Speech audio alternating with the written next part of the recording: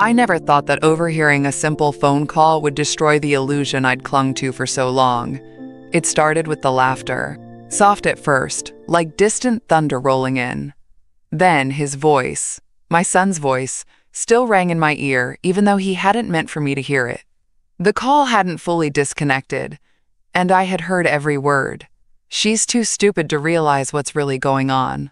For a moment, I froze at my kitchen table. The air shifted around me. Heavy. Unfamiliar. The cheerful clatter of the spoon I had just used to stir my tea felt out of place now. My cozy kitchen, the floral curtains, the soft ticking of the wall clock. It all turned into something alien, like I was sitting in someone else's house. I stared at the phone. Greg's voice was still there, laughing, his wife Jenna joining him in their private mockery. Seriously, Jenna added, she practically handed it all to us. She thinks she's helping us. God, what an idiot, Greg chuckled. Let her believe that. As long as she keeps signing what we need, who cares what she thinks? My hands trembled, but I kept my breathing steady. I couldn't let the rage take me yet. Not now. My son. My only child. The boy I raised after his father died too young. The man I thought I could trust. They had asked me to stay on the line earlier, saying they needed to quickly check something with the lender. I had happily agreed. After all, I had just wired the final payment on their house. My late husband's life insurance, my careful investments. All of it poured into that home, for them, for my grandson, for their future. I was so eager to give, so proud. And now this. The sound of glass scraping across the marble counter startled me. I realized my hand had knocked my teacup over. The faint stream of chamomile tea trickled off the table's edge onto the floor, soaking into the rug I had hand-stitched years ago. My breathing slowed unnaturally, like my body was waiting for my mind to catch up to the betrayal. I had always trusted Greg. After my husband died, he had been my anchor. The one who promised I was never alone. The one who called every weekend, brought me groceries when my arthritis flared, who said, "We're a team now, Mom. You, me, and Jenna. Family sticks together." I clung to that comfort like a child clutching a worn blanket.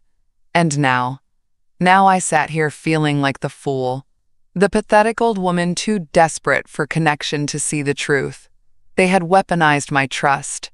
Not for love, not for gratitude, but for control. I could feel it happening inside me. A hollow, tight burning. My fingers stiffened around the phone, then slowly relaxed as a strange calm settled in. Not numbness. No, something colder, sharper. My tears didn't fall. I wouldn't give them that satisfaction. Not yet. I ended the call quietly, finally pressing the button they had forgotten to hit. The silence after was heavier than any shouting could have been. Behind me, the kettle continued to wail, begging for attention.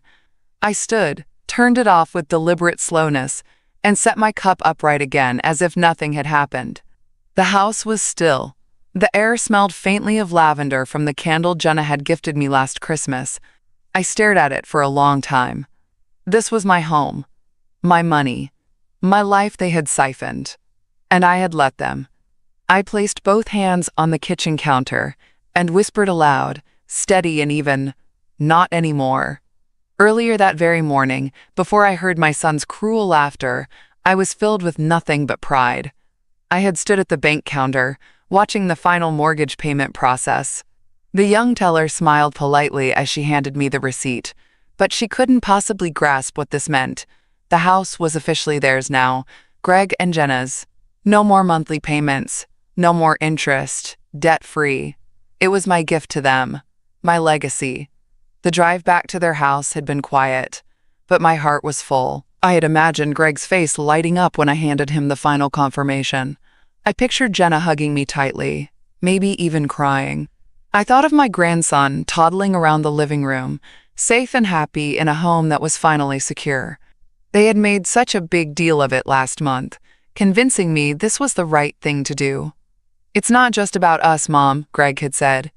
"It's for the baby. This house will be his one day. It's an investment in his future." And Jenna, always so warm on the surface, had clasped my hands and whispered, "You've done so much for us already, but this would change everything. You'd still be a co-owner, of course.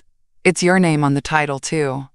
They made it sound like I was part of the foundation, like I belonged here. I had nodded, swallowing the tiny pang of hesitation that tried to rise up. My late husband would have asked more questions. He always worried about the fine print. But I wanted to trust my son. My only child. My family. When I pulled into their driveway that morning, the house looked picture perfect. The flower beds Jenna kept so pristine were freshly trimmed. A little blue swing hung from the oak tree in the front yard. I could almost hear my husband's voice teasing me. "You're spoiling them, Martha. They should stand on their own 2 feet." But I had silenced that voice with a simple thought. This is love. Inside, Jenna was already bustling around, folding tiny clothes into neat piles on the couch. The nursery upstairs was fully stocked, plush animals, pastel walls, everything meticulously planned. "We're so lucky to have you, Martha," she had said sweetly, glancing at the stack of baby clothes. "We could have never gotten here without your help." I smiled then. I believed her. Greg came down the stairs holding the baby, smiling wide, as if the whole world was wrapped up safely in that moment. "You didn't have to do this, Mom," he said with that familiar half-grin that always reminded me of his father. "But I'm grateful. We all are." I had waved him off, pretending to be modest. "You're my family. That's what matters." At breakfast, they had chatted easily about future vacations, schools they were considering for the baby, the new business venture Greg was working on. They spoke with such confidence about the future, as though nothing could shake them. And I felt warm inside, knowing I was part of that stability. I had no reason to question anything, no reason to suspect that, only hours later, I would hear my own son call me stupid behind my back. No reason to know that the warmth I felt wasn't love. It was illusion. Now as I sat in that same kitchen, everything looked staged. The nursery, the cozy family photos, Jenna's rehearsed sweetness. It was all part of the performance. I wasn't blind to how it started. I just didn't want to see it for what it was. After Robert passed, I was desperate to feel needed. 42 years of marriage leaves a hollow when it's over. The house felt too quiet. The nights too long. I clung to any moment that made me feel less alone. Greg and Jenna knew that. When they first brought up the idea of me helping out, they framed it like a gift. "Mom, you're part of the family. You always will be," Greg had said, sitting across from me at my own dining table. His voice was so gentle that night, like he was shielding me from something painful. "We want you involved in every step. We can't do this without you." They wrapped it in the language of love, family, future, security. I signed. And when that first loan went through without issue, they praised me like a hero. "See? We're a team." Greg beamed. Jenna brought me home-baked cookies that week, hugging me like a daughter would. It felt good. It felt safe. But they didn't stop at one loan. The second time, it was to refinance a portion of the home for renovations. "You'll love the new nursery, Mom," Jenna had said, showing me mood boards of soft yellows and forest animal decals. "This is your grandson's future room," then came the third time. "The new business idea is solid, Mom, I promise you. The return will benefit all of us."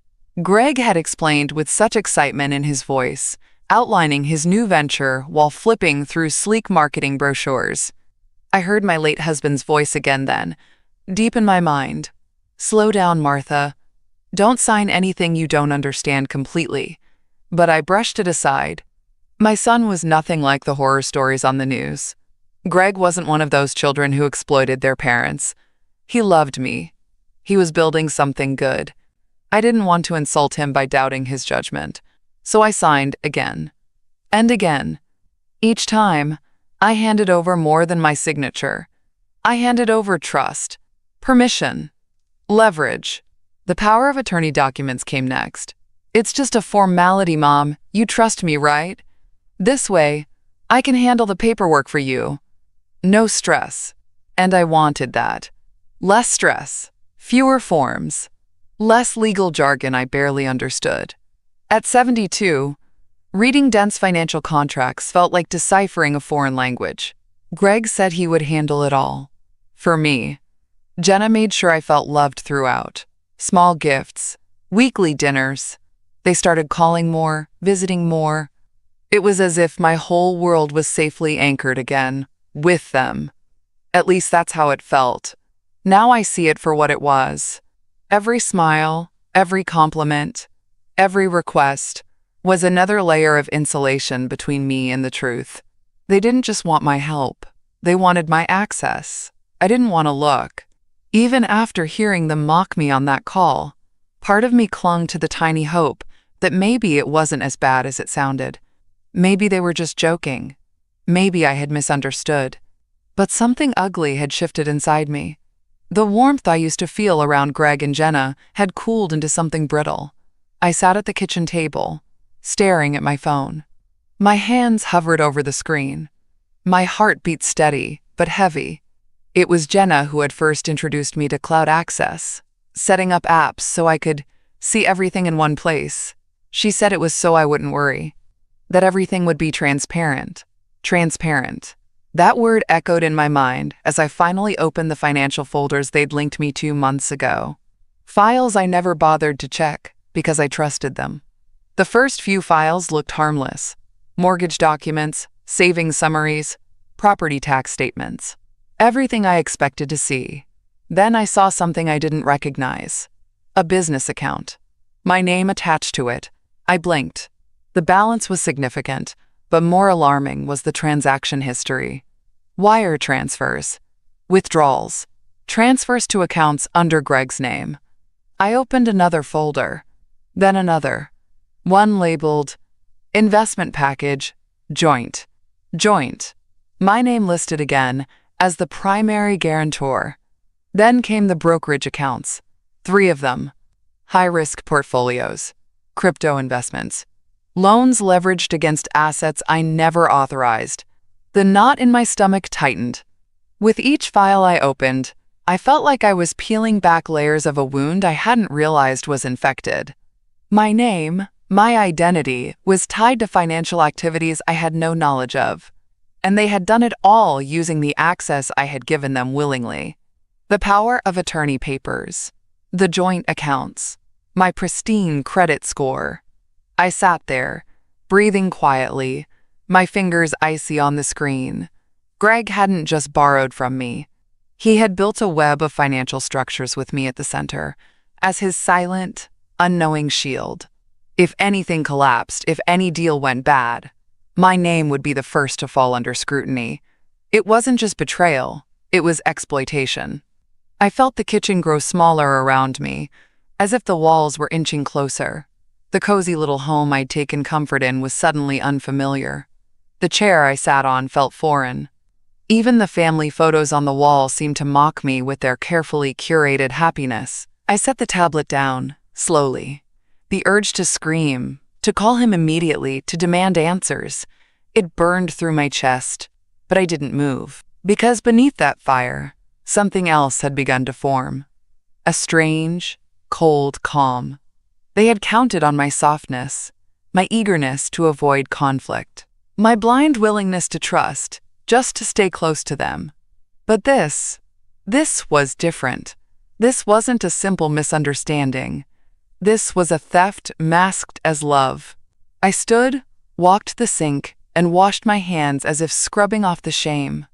The warm water ran over my skin, but the chill inside me remained. You let this happen, Martha, I thought bitterly. You handed them the keys. I dried my hands carefully, folded the towel, and turned toward the small study off the kitchen. My late husband's old filing cabinet stood against the wall, untouched for years. I opened the drawer slowly, pulling out the paperwork I hadn't looked at since his death. I needed to see everything now. No more trusting their summaries, no more smiling while signing papers. If they wanted to treat me like I was too stupid to realize what's going on, they were about to find out just how wrong they were. The house was silent except for the rhythmic ticking of the old mantel clock. I moved through the rooms carefully, calmly. My emotions no longer flaring, only sharpening. There was no screaming, no panic. That would have given them power. I wouldn't hand them my pain like that. Not anymore. I set a fresh pot of tea on the table, steadying my breath with each movement. The familiar routine kept my hands from trembling. My cat, Willow, followed me from room to room, her green eyes observing my every move. She knew something had shifted. Animals always do. I turned on my laptop and logged back into the cloud accounts Greg had so generously set up for my convenience. Convenience. That word made my stomach turn. I started downloading copies of every document I could find, every transaction, every contract with my name attached, savings plans, business proposals, joint ventures I never approved. With each click, I created a folder on my personal hard drive, labeling everything meticulously. Dates, account numbers, notes. I printed hard copies as well, not because I didn't trust the digital versions, but because paper still carried a kind of weight that a file on a screen never could. Something physical, something undeniable. Willow jumped onto the desk and settled beside the stack of papers, curling up like a little gray sentry watching me work. "Good girl," I whispered, stroking her fur. "We're just getting started." Once the files were secured, I pulled out my old notebook, the one I hadn't used since Robert passed. Its leather cover was worn, but the pages were blank, waiting. I started listing what I knew, what I suspected, what I needed to verify. Known accounts, business ventures tied to Greg's name, investments under joint ownership, multiple credit lines opened using my credit. Outstanding questions. Were there additional assets I hadn't uncovered? How much debt had been built under my name? How long had this been going on? The list grew quickly. I took a sip of my tea, letting the bitter taste settle. No honey this time. I didn't want anything sweet to dull my focus. Their entire scheme had operated under one assumption, that I would never look, that I would simply trust. The old house creaked as I moved through it, the familiar sounds now oddly comforting in the stillness of my thoughts. I carried my tea into Robert's study, my study now, though I still thought of it as his. It was where he used to sit for hours, carefully reviewing every insurance form, every investment statement. He had always said, "Don't sign what you don't understand, Martha. No one protects your interests like you do." I had heard him say it so many times. I just never expected that I would need to apply it against our own son. Sitting at the desk, I opened a dusty file box marked Robert, 2005 to 2017. Inside were folders filled with bank statements, investment notes, tax documents, organized the way only Robert knew how. Page after page, I read through the old records. His notes were meticulous, every transaction cross-referenced, every account balanced. He never would have let this happen, I thought bitterly. But after Robert's funeral, Greg had stepped in almost immediately. "You shouldn't have to worry about all this paperwork anymore, Mom," he'd said, taking my hand like a dutiful son. "Let me handle it. It's too much." At the time, it felt like a relief. The grief was too fresh, and I was exhausted. I didn't want to sit at this desk alone. So I let him take over. That was my first mistake. As I flipped through Robert's careful notes, I found old emails Greg had forwarded me years ago. Friendly updates, full of reassurances. "All on track, Mom. The business loan was approved thanks to your co-signature. We're lucky to have such a strong credit anchor. Just a few more documents to keep the lender happy.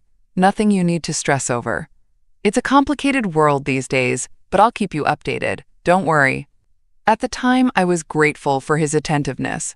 He made it sound like everything was under control, like I didn't need to bother myself with the details. And Jenna always reinforced it with her constant warmth.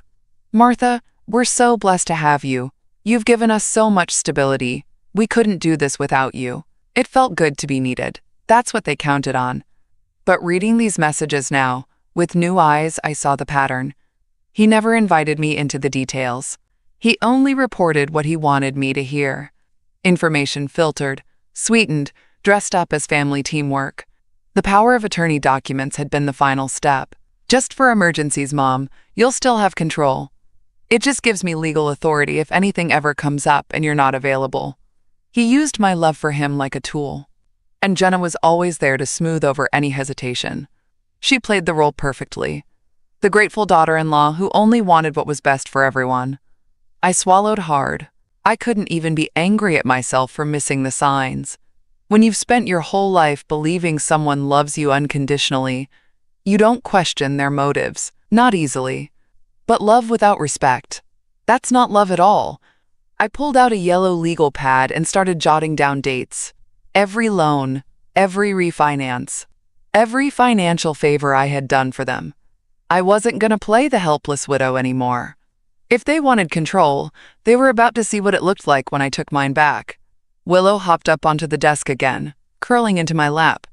I scratched behind her ear as I looked out the window, the sun now dipping behind the trees.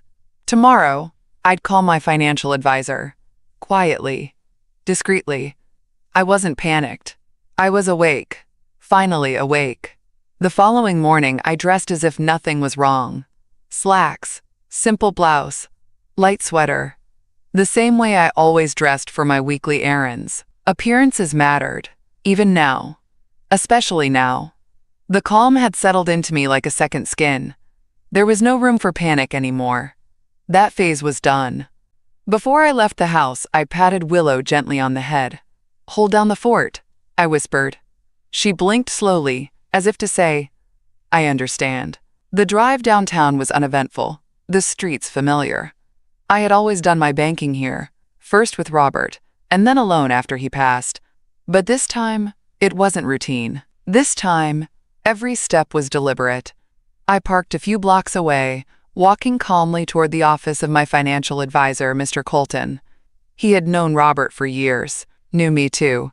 We weren't close, but he had always been respectful, professional, careful, the kind of man who spoke softly but paid attention. When I entered, his receptionist smiled.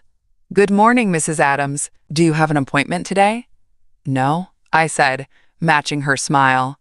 "But I was hoping Mr. Colton might have a moment for a private matter. Just a few minutes. Let me check." A minute later, she ushered me back. Mr. Colton stood as I entered. "Martha, of course. Please, sit." The door closed softly behind me, and for a moment, I simply sat there, collecting my breath. "I need to review my accounts," I began. My voice was steady, my hands folded neatly in my lap. All of them. Every joint account, every authorization, everything connected to my name. He blinked, surprised but professional. "Of course. Is something wrong?" "I'm not sure yet." I leaned in slightly. "That's why I need your help." Mr. Colton nodded, sensing the weight behind my words. For the next hour, we went through everything, methodically, line by line. The picture became clearer with every account we examined. Power of attorney documents that Greg had filed. Investment authorizations he had processed. Loan applications submitted with my signature on file. "He has full access to quite a few of your assets," Mr. Colton said gently. "Some of these accounts carry significant risk, Martha." I wasn't aware he had expanded this far. "Neither was I answered calmly. "And I want it stopped." He straightened, his tone shifting into something more serious. "We can begin revocation procedures. You'll need to formally rescind the power of attorney rights and freeze the joint accounts to prevent further activity. Do it." "Are you certain?" I met his eyes squarely. "Mr. Colton, I've never been more certain." He nodded. "Then we'll need to get legal counsel involved for the filings, and you'll need to physically visit your banks to freeze certain accounts immediately." "Already planned," I said. We spent another 30 minutes gathering the necessary paperwork. As I signed the initial revocation orders, a strange calm washed over me. This wasn't fear. This was power returning to my hands. Before leaving, I asked one last question. How exposed am I, legally, if his investments default? Mr. Colton exhaled slowly. Significantly. You're attached as primary guarantor on several lines of credit. But if we act now, freeze, revoke, and document your objections, we can build a defense if things unravel. Then let's act. I stood, shaking his hand firmly. As I walked back to my car, the late afternoon sun reflected off the downtown glass buildings. The world outside looked just as it always had. Normal, predictable. But my world had shifted. Quiet doesn't mean weak. Not anymore. That evening, as the sky darkened and the house settled into its usual stillness, my phone buzzed on the kitchen counter. Greg's name lit up the screen. I stared at it for a moment. He never called me at night unless he needed something. I picked up, letting my voice remain light. "Hi, sweetheart." "Hey, Mom." His tone was warm, almost cheerful. Too cheerful. It was that familiar voice he used whenever he was buttering me up for another ask. "Just wanted to check in. How are you doing?" "I'm fine," I answered. "How's the baby?" "Oh, he's great. He's been such a handful lately." He chuckled, as if this was just a casual catch-up call, but I could feel the weight behind his words, the forced ease, the fishing. After a few minutes of meaningless small talk, Greg shifted. "Actually, Mom, there's something I was hoping we could talk about. Here it comes." "Of course," I said, smiling to myself. "What is it?" "Well," he cleared his throat, that nervous little tick he always had when lying. "I've been presented with this really promising new opportunity. It's kind of a once-in-a-lifetime deal, honestly." "Is that so?" I said gently. "Tell me more." "You remember that business venture I told you about? Well, they've fast-tracked a major investment phase, but I need a little more liquidity to finalize my position." His voice softened. "Just a short-term thing, Mom. Temporary. Barely even a favor, really." I stayed silent, letting him fill the space. And of course he did. I thought, since we're already kind of partners on the paperwork, it'd be easy to move some funds around for collateral. Nothing risky. Everything is solid. I wouldn't even be asking, but Jenna and I really see this as a big step for our future. For the baby. The baby. Always the baby. He never forgot which button to push. I closed my eyes briefly, taking a slow breath. My voice stayed soft. "I see. And you're sure it's safe?" "Completely. This is just to secure the final piece." I let a small smile curl at the corner of my lips, though he couldn't see it. "Well, sweetheart, I'm sure we can discuss it. Why don't we meet in person? I like to go over these things face to face, just for my peace of mind." There was a slight hesitation on the other end. I could almost hear him recalculating. "Sure," he said finally, too quickly.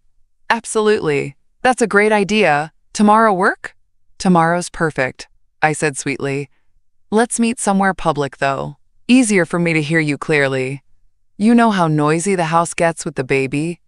"Of course," he laughed nervously. "Whatever works best for you."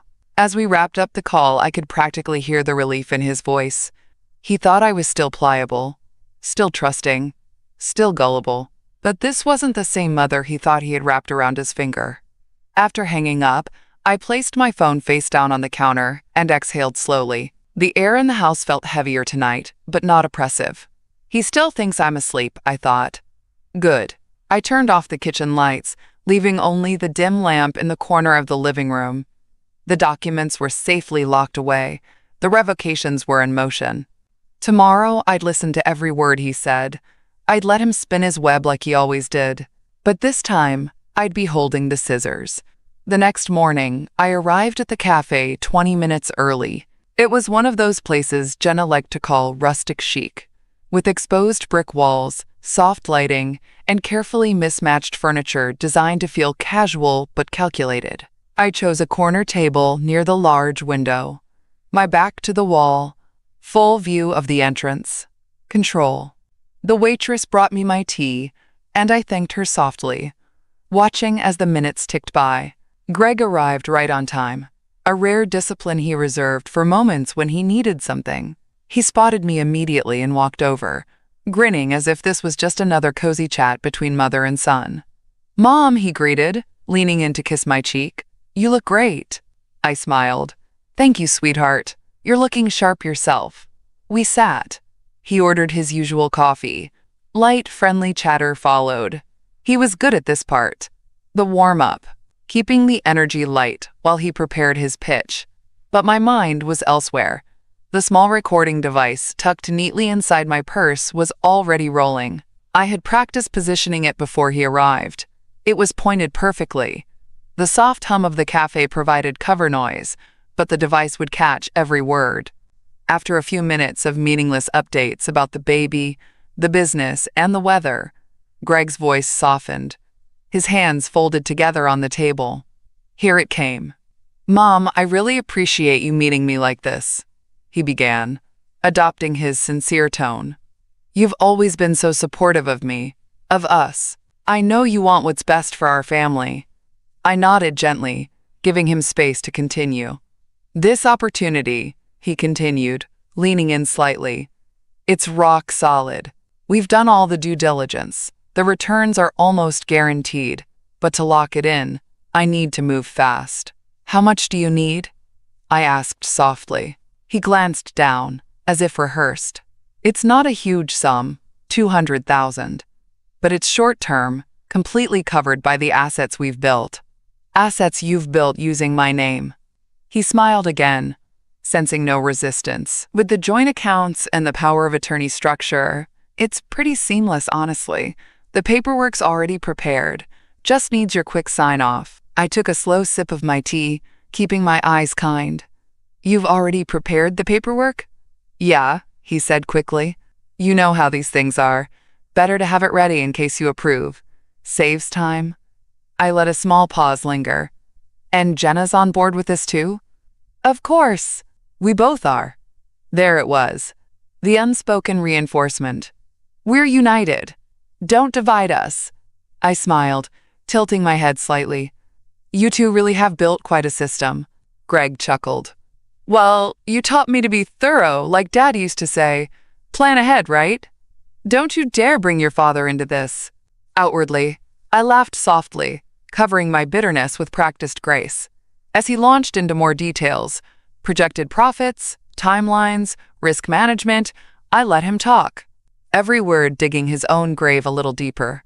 Every lie preserved, captured, time-stamped. When he finally stopped, I placed my hand gently over his. "Sweetheart, I appreciate you thinking of me for this.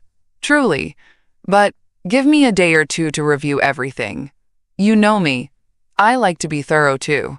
Greg's face twitched for just a fraction of a second, a flash of surprise that I wasn't simply agreeing right away like usual. But then he smiled. "Of course, Mom. Absolutely. Take your time." I squeezed his hand gently before pulling mine back. "It's a big decision. We want to do it right." He nodded, satisfied. He thought he still had me, but he didn't. When we stood to leave, I hugged him. He didn't notice how tightly I held my purse, the recorder still running inside. "Thank you, Greg," I thought as I walked out. "You just gave me exactly what I needed." By the following afternoon, the last sliver of hesitation inside me was gone. I wasn't scared anymore. Not of Greg, not of Jenna, not of losing their affection, because now I understood there was no affection to lose.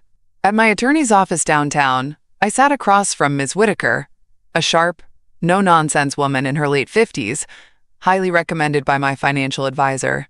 She reminded me a bit of myself, quiet, but made of steel beneath the surface.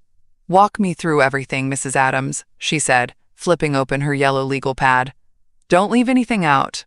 And I didn't. For nearly an hour, I outlined it all: the loans, the co-signing, the business ventures, the power of attorney forms, the secret accounts I'd found.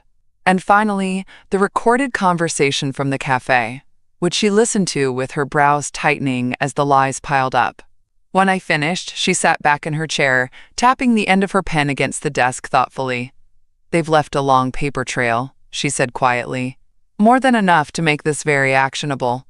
"Will I lose everything?" I asked calmly. "Not if we move now. Your position is far from hopeless. Legally, you have several powerful options." She explained each step slowly, carefully, watching my face. To be sure, I absorbed it all. The power of attorney would be formally revoked and notarized immediately. Legal notices would be sent to all financial institutions involved. Joint accounts would be frozen pending full review. A formal letter documenting financial abuse of a vulnerable adult would be drafted, should further legal protection be needed. "You may face backlash," she added. "Emotional manipulation, Guilt trips, threats of ruining the family. You need to be prepared for that. I met her gaze. I've been preparing for that my whole life without knowing it. She smiled slightly, a glimmer of respect flashing behind her glasses. Good. Then let's get started. By the time I returned home, the first batch of legal notices had already been filed electronically. Ms. Whitaker assured me she would follow up on everyone personally. I sat down at my desk that evening, opening the small fireproof safe where I kept my most personal files: Robert's will, my pension documents, insurance policies, and now the newest edition, my updated estate plans. I pulled out my old will. Greg's name was scrawled across every beneficiary line, every contingency. My heart tightened as I stared at it. I thought I was protecting him by giving him everything. I thought I was making things easier for him one day, but all I had done was hand him permission to strip me of control while I was still breathing. Not anymore. I took the black pen from the desk drawer and slowly, calmly, crossed out his name. When I was finished, I placed the old will back into the safe, but not before labeling it superseded, for record only. The new draft would be formalized next week, but symbolically this was the moment. I no longer existed for their benefit. This house, this life, this name, everything I had built, would belong to me again. And one day, when I was gone, it would pass to someone who respected what it meant to truly love without taking. Love without respect isn't love, it's theft. I glanced toward the front window. The porch light glowed softly against the evening sky, the same light I once left on, waiting for Greg to visit. Now, it was simply light, nothing more, no longer attached to hope, just clear, steady light. The next morning, I was already moving before the sun crested the horizon. I had always been an early riser. Robert used to joke that I was half bird, half machine, up before the robins, fully dressed before most people even stirred. But today, the early start wasn't about habit. It was strategy. I called the mortgage servicing office first, speaking to a woman named Sandra. I kept my tone friendly, warm, just another polite elderly woman checking on her paperwork. Yes, ma'am, Sandra confirmed, tapping at her keyboard. The mortgage on the Adams property was fully paid off and closed just last month. The title reflects both you and your son as owners. I smiled into the phone, though she couldn't see it. Wonderful. And just to confirm, any changes to servicing, like a sale or refinancing, would require my signature, correct? Correct. Excellent, I said sweetly. I'd like to discuss options for selling or transferring servicing. Quietly, of course, for estate planning purposes. Sandra hesitated for a moment but remained professional. That can certainly be arranged. We'll need some formal paperwork submitted, but I can flag your file today and connect you with one of our senior managers. Thank you, dear. I'd appreciate that. I hung up the phone and exhaled slowly. That was one piece in place. They thought paying off the mortgage had secured the house for them forever, but the property was still under my name, fully, legally, undeniably tied to me. They hadn't expected me to revisit that fact, and now I was setting in motion a shift they wouldn't see coming. Later that afternoon, I visited the bank in person. No calls, no emails. I wanted everything handled face-to-face, less traceable to their prying eyes. I met privately with the branch manager, a young man named Jeremy, who thankfully treated me with patient respect rather than patronizing condescension. I'd like to close the joint credit lines, I said, sliding my photo ID across the desk. Freeze everything immediately. No additional charges allowed. No notifications sent to other parties until the closures are fully processed. Jeremy raised an eyebrow but nodded. That's absolutely your right as a primary account holder. Are you anticipating any issues, Mrs. Adams? Possibly, I answered calmly. Which is why I want everything airtight before anyone else knows it's been done. He nodded, lowering his voice.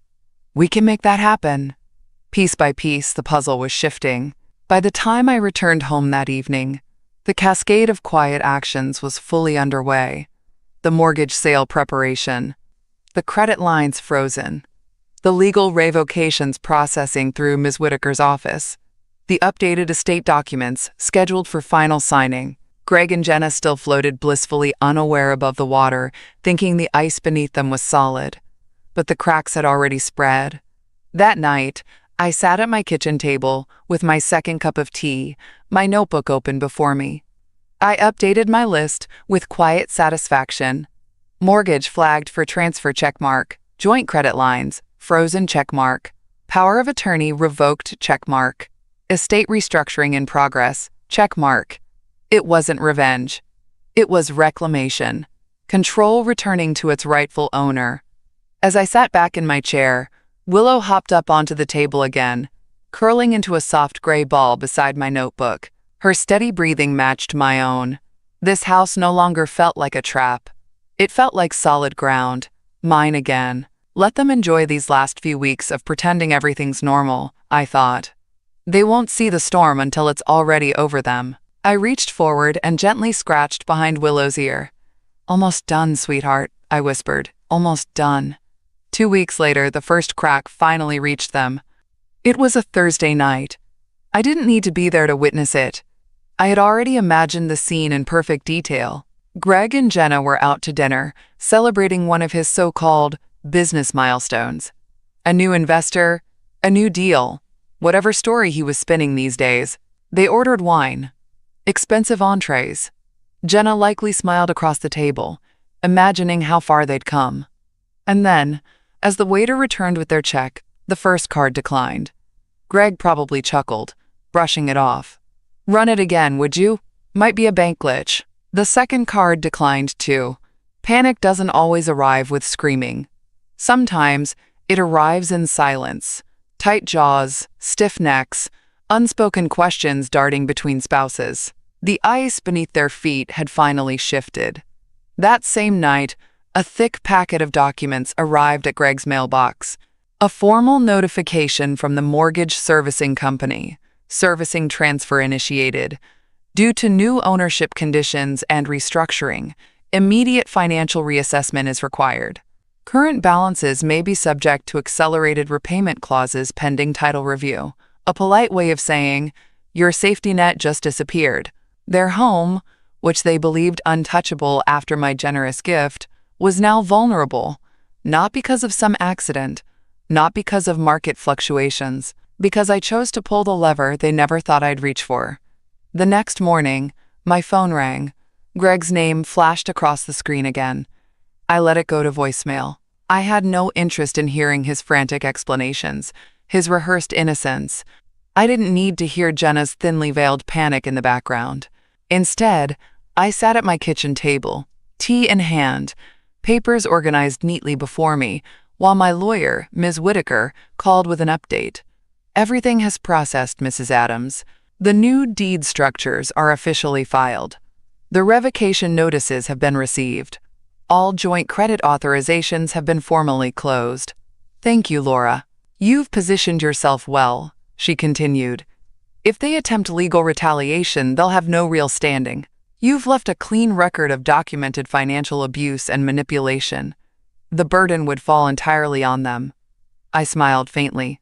Let them try. The old version of me, the one desperate to avoid conflict, eager to preserve family harmony at any cost, would have been terrified of what came next. But not now, because now I understood something I should have realized years ago. Family isn't defined by who shares your blood. It's defined by who respects your dignity. Greg and Jenna never respected me. They respected my money, my access, my silence, and I had just taken all of that away. The house was quiet that evening, but I no longer felt alone. I stood at the front window, looking out at the darkening sky. A light breeze rustled the trees in the front yard, the same trees Greg once climbed as a boy, the same trees I had planted with Robert when we first bought this home decades ago. This was my house, my history, my choices. No amount of deception could change that anymore. Willow brushed against my leg, her tail flicking upward. I reached down to scoop her up, holding her against my chest as we stood by the window together. The world outside remained calm, unaware. But inside these walls, everything had shifted. And they still didn't fully know it. Soon, I thought. Soon, they'll understand exactly what they lost. The knock at my door came hard and fast. 3 sharp raps that rattled the brass handle, like fists trying to break through civility. I had been expecting it. I walked to the door calmly, pausing only to check that the small voice recorder tucked behind the console vase was already running. Then I opened it. Greg stood there, jaw tight, eyes wild with frustration. His shoulders were squared like a man used to walking into rooms and getting what he wanted.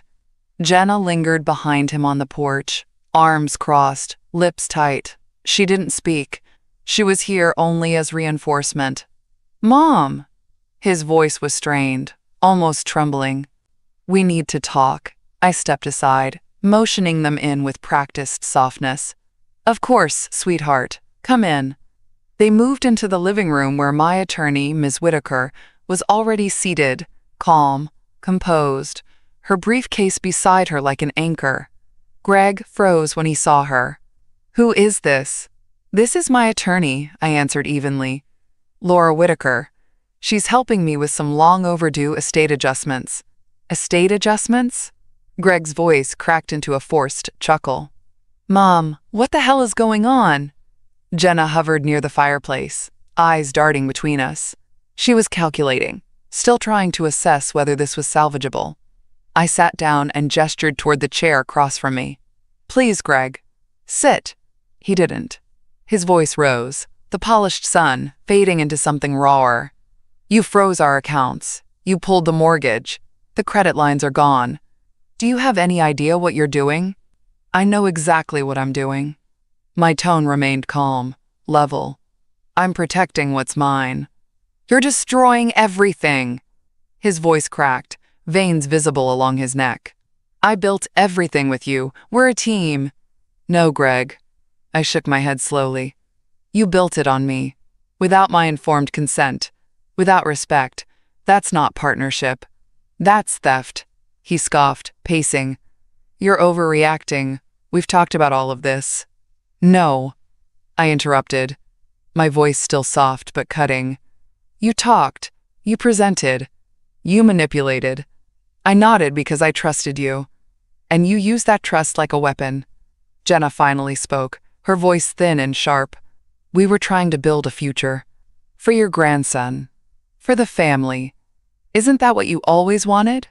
"For years I thought so," I said, turning my gaze toward her. "But I finally understand. You never saw me as family. You saw me as a resource." Greg slammed his hands against the back of the chair but didn't sit. "You're ruining everything, Mom. You're sabotaging your own family." I straightened my posture, meeting his fury with steady resolve. "No, Greg. You ruined it when you saw me as a tool instead of a person." Beside me, Ms. Whitaker quietly opened her briefcase and slid a file across the coffee table toward him. "These documents outline every unauthorized transaction you initiated under your mother's name," she said evenly. "They've been submitted to the relevant authorities." Greg's smirk faltered. "Authorities?" "State Fraud Investigation, Financial Elder Abuse Unit, and Identity Misuse Review," she confirmed.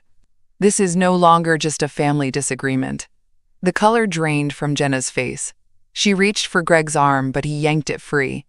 "You'd destroy your own son?" Greg hissed, voice breaking. "For what? For spite?" I stood slowly, letting the silence fill the room before I answered. "No, Greg, for dignity." For the first time, he had nothing left to say. Jenna grabbed his sleeve, pulling him toward the door, whispering, "We need to leave. Now." They turned and stormed out without another word. When the door finally closed behind them, I exhaled deeply, releasing a breath I'd been holding for far too long. Ms. Whitaker looked at me, her expression steady. "You did well." "I feel clean," I said softly. "Not victorious. Just finally clean." I didn't move from the chair after they stormed out. The room was still. My hands rested in my lap, steady. My breath even. Ms. Whitaker reached for her briefcase again, pulling out a second set of documents. This one heavier, thicker, stapled tight. "There's something else they don't realize yet," she said, sliding the folder toward me. I nodded, already knowing. The submission packet. Complete, time-stamped, and already filed with the state and federal agencies as of this morning, she confirmed. Every document, every recording, every email you forwarded. They've already begun preliminary review. I let my fingertips rest lightly on the folder without opening it. The weight of it was symbolic. Not just paper, but proof. They thought this confrontation was their chance to control the story, I said softly. To spin it. To guilt me into undoing everything. They didn't expect you to be 2 steps ahead, she replied. Greg still believed this was salvageable, that I might waver. That with enough yelling, enough pressure, enough family guilt, I'd fold like I always had. But this time, the chessboard was already cleared, before he even sat down.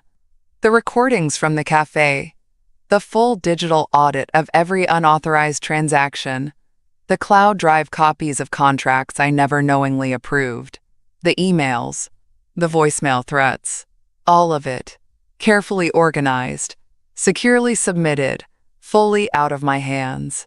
They can't touch any of it now, can they? I asked quietly. No, Ms. Whitaker said. It's protected. Even if they attempt to contact you again, and they will, you're insulated. I let that settle inside me. For years, they had operated under the assumption that I was too gentle to fight back, that my love for family would keep me docile. They weren't entirely wrong. I had been gentle. I had been patient. I had loved them. But they mistook my quiet for weakness. And now they were going to learn that quiet women build walls, while others scream at doors. The phone buzzed again on the table. Greg's number.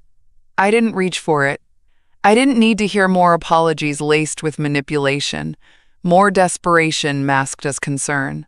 He would start with charm, then guilt, then anger, and finally, begging.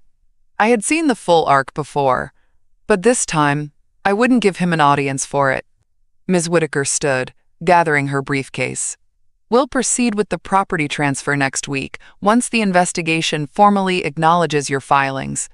After that, you'll be fully firewalled. No contest clause included. I smiled faintly. Good. I want that language to be crystal clear. She paused, watching me for a moment.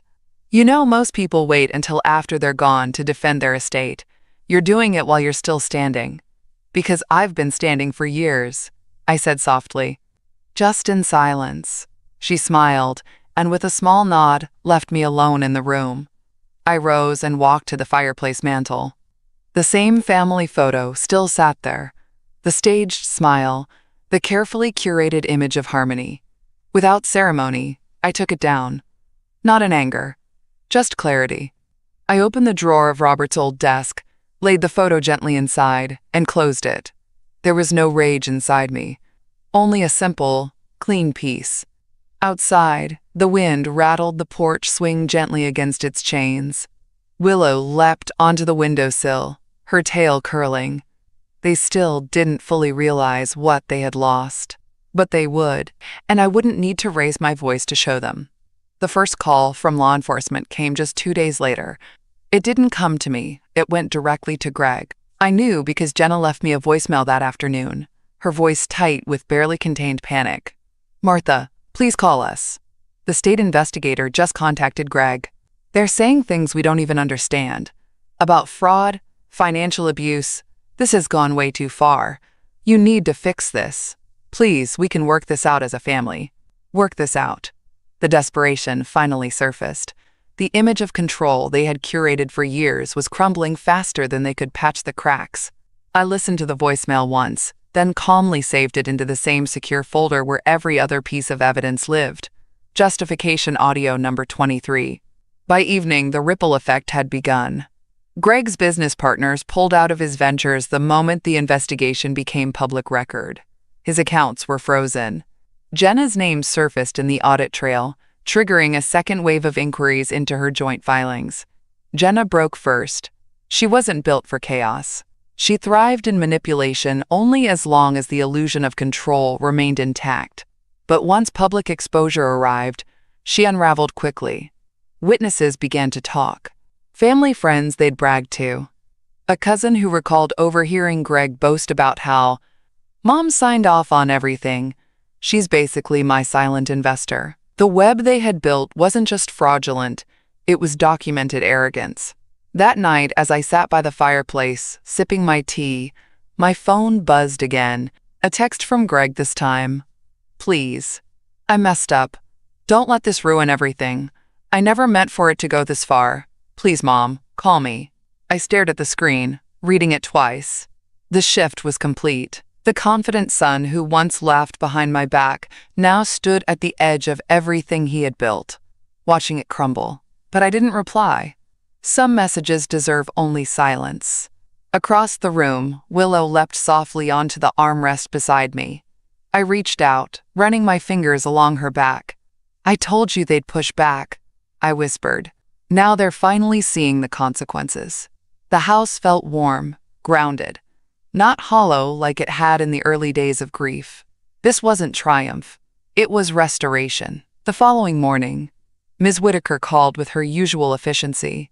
"State investigator confirms full acceptance of your filings," she reported. "They're recommending charges for fraudulent asset manipulation and elder financial abuse. Your estate is officially sealed under the new trust structure as of 8:42 a.m. today." I closed my eyes briefly, letting the words settle. "Good. No future contests will be legally valid," she added. "And should they attempt any emotional or guardianship-based challenges down the road, your preemptive filings already disqualify them, permanently. Let them scream into the wind if they want," I said softly. "The papers will answer for me." Jenna's family issued statements through their lawyer that same afternoon, publicly distancing themselves from Greg, calling his behavior unexpected and deeply disappointing. Of course they did. Self-preservation always comes first. The quiet dignity I carried now wasn't rooted in revenge. It was something cleaner. Boundaries. For the first time since Robert died, I had them.